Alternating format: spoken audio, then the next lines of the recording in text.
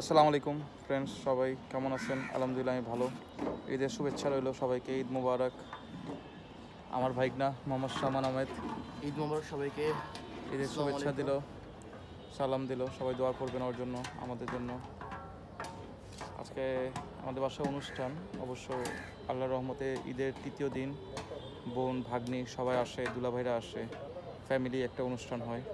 ওটার জন্য একটা ছোটো মোটো আয়োজন চলছে, খাবার টাবার রান্না হচ্ছে। বাবুর্চি আসছে, বাবুর্চি রান্না করছে, কাঠের চুলায় রান্না করতেছি আমরা, যাতে খাবার মজা হয়।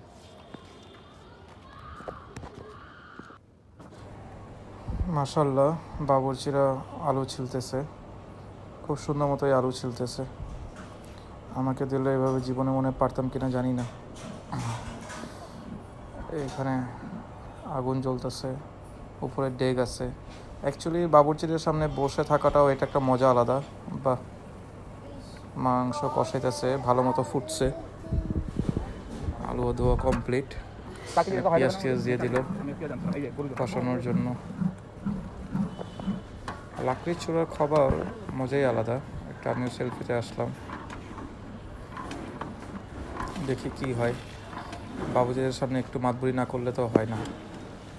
মাশাআল্লাহ, খাবারের কালারটাও সুন্দর আসছে।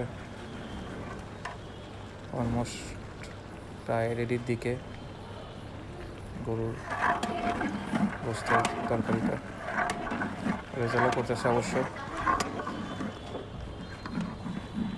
কষ্ট, বাবুর ছেলে যে রান্না করে খুব কষ্ট। এখানে মাসাল্লাহ সাদা পোলাও, গরুর গোস্তের রেজালা, এখানে চিকেন কারি।